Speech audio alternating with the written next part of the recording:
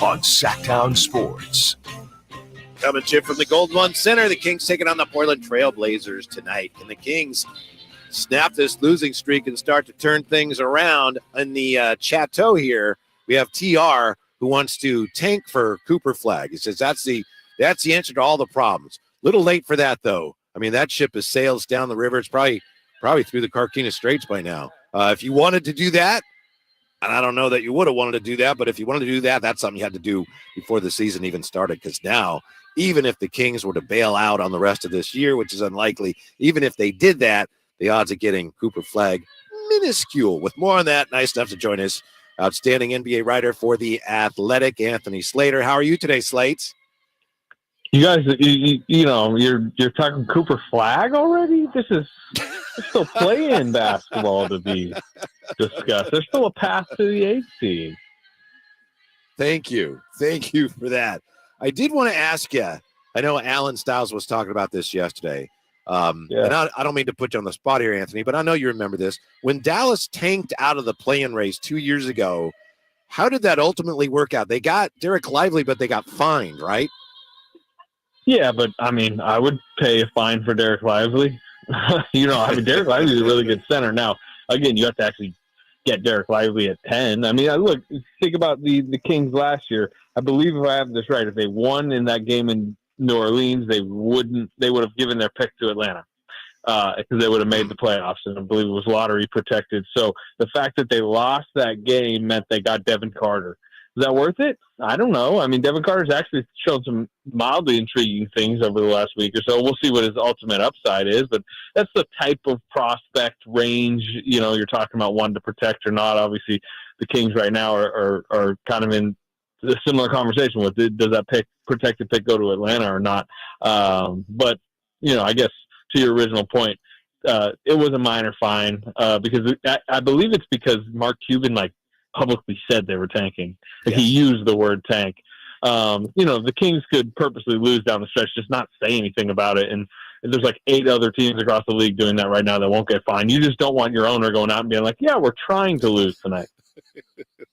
Yeah. It's yes, to be clear, we are tanking, TANKING. Yeah. And the league had to act there. I wanted to ask if you have anything to add. Perhaps you don't, but Sam today, was on the station. He was on with Carmichael Dave, and he said, quote, Vlade Divac has been around a lot more lately, and that's another talking point in league circles, end quote. Do you have anything to add to that and the likelihood, based on anything you may have heard, of Vlade returning to the Kings front office in any capacity next year? Yeah, I mean, Sam's delicate with his words. I mean, I've kind of you heard similar rumblings. It's more like curiosity. I will say, he was sitting right next to Vivek during the De'Aaron Fox return game. He was down in LA the next game. He was visible and out there with Vivek at tense moments in a season that's been kind of full of them. I don't have any additional reporting in the sense of do I think he's getting this job or not, or angling for this or not. Sam is more plugged in that sense. But even Sam, as I listened to what he said this morning, and I have plenty of conversation with Sam. He's purposely being very delicate about what he's saying. He's not reporting that there's something necessarily in the works, but it's something that people in the league are talking about as it relates to a Kings front office, which, by the way, we all know this is very much in flux, especially with Wes Wilcox walking out the door. Slates, I was going to ask you about Wes. Was that Wes seeing the writing on the wall, or was this him saying, I really do want to go to college. This is a great opportunity. Or did he see the writing on the wall, had a crystal ball into his future here in Sac? Yeah, from my understanding, Wes still, it was possible that he was going to be a part of the front office, into the future. I mean, as we did reporting on a few of our stories in the past, I was wondering if Wes might even see a more elevated role with the Kings. I don't have a cement level of deeper reporting on this, but from what I understand, Utah really came after him hard and from a salary perspective, brought an impressive amount and lured him in a sense to Salt Lake City. I don't know that it was necessarily he was just scattering, trying to find, the first path out of Sacramento. But at the same time, I mean, I think it's fair to say anyone right now on the Kings, that works for the Kings, looking at how this season has gone and kind of wondering about the future, right? And if something appealing comes along, I think anyone in any job is more willing to, have their eye wander if they feel like what's going on around them, what's going on above them, whatever you want to call it, is in flux. Anthony Slater from The Athletic, nice enough to join us as he does every week. Slates, what do you think will determine whether DeMar DeRozan is a King again next season? Well, who's making the decisions? How this season ends will matter. DeMar's desires. This is a league where players hold a lot of power, as the Kings have experienced over the last couple of years. And does he see a path forward? What does the roster around him look like? He does. It's kind of the waning days of his career. I think we all know that. And if the Kings hit some type of a rebuild this year, and if there's a front office that comes in that changes direction, then maybe there is like an amicable parting of ways. Maybe there's a place they can get DeMar. Maybe they can get a pick out of it. But again, I don't think he wants to think about that quite yet, because as all of this is going on, like, they are playing big games coming up. You know what I mean? Like these are NBA level competitors that until the clock has expired on their season, they're going to be like, hey, yeah, let's see what happens in a play-in game, a 1-game opportunity against the Mavericks or Suns. Let's see what happens, if they win that game. So I don't think he's thinking quite too far ahead yet, but if we were to predict, I mean, this doesn't seem like the type of situation DeMar DeRozan would want to play out the final years of his career in. Will be my prediction. Right. Gotcha. Anthony Slater joining us. Slates, what's the future of Doug Christie? When the team was winning, looking good, I thought, organization definitely bringing him back. Now you see some change in the front office. The team's not playing as well. Does Doug's future hang over these next 10 games, whatever happens, or do you think it's pretty much already been made up? I think if it was already made up, it would already be announced, right? You know what I mean? Like, I think, at any point the interim tag could come off. That's got to be something that's worked on. I do think how the season was going to end, as we've talked about, right? Every week, I feel like, we have the conversation of like how this thing plays itself out the rest of the season could dictate his long-term future, because in a lot of ways, I think it dictates the future of the people making the ultimate decisions.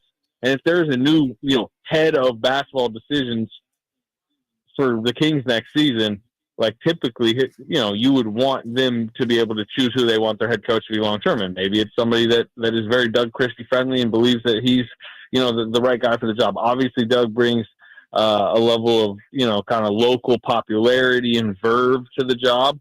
But they, the rose is a little, like, off the bloom, or whatever that term is, as far as, like, they faded down the stretch. So I think his future, like everyone in this entire situation, like everyone typically in sports, when losing happens, their future is more in flux than if they were succeeding to a greater degree. Mm-hmm. Wanted to ask you, of course, about the Warriors, Anthony. I know you're spending a lot of time covering the Warriors. Are they getting a couple tough losses in a row? Steph's banged up.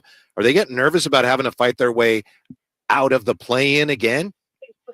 Yeah, for sure. I mean, the Clippers passed them last night because the Clippers have the tiebreaker. I think it might come down. Like the Kings play the Suns right on the last game of the regular season, and that could be for home court advantage in a play-in game. That could be for even getting in the play-in game. The Warriors have something similar maybe brewing right down the road at home on that last afternoon of the regular season, April 13th. They're facing the Clippers, and I think there's a decent chance that game might be like for the 6th seed and getting out of the play-in. So to answer your question, they have a tough little 3-game stretch. I'm in New Orleans right now. Like, that's obviously very winnable. Then they're at San Antonio. But right after that, they end a 2-week road trip at Memphis, at LA. Then they flip around, go home for a back-to-back against the Nuggets. I think they've got some losses ahead of them, and they don't really have much margin for error. So I could certainly see them in the 7-8, which, as I've been predicting all year, it just feels like it's always going to come down to Kings Warriors play-in game. So maybe that still might happen. He's been saying that for a long time, right? Hey, let me ask you this: it seems like the Jimmy Butler acquisition has fit and worked for Golden State. There's a lot of talk around here about DeMar not being a good fit. Why was Jimmy able to fit in so well with Golden State? and now people are having some questions about DeMar's fit here. I mean, Jimmy just does a lot of things on the court. He defends at a high level. I believe he's a 5-time all-defensive player. I mean, DeMar DeRozan is a historical, legend scorer, right? But DeMar DeRozan's not an all-defensive guy. You're not going to put him on, tough assignments. He's not going to grab, 11 tough rebounds in traffic. He's not quite the playmaker that Jimmy Butler is. I just think what the Warriors needed the all-around glue game that Jimmy Butler is given with the level of toughness.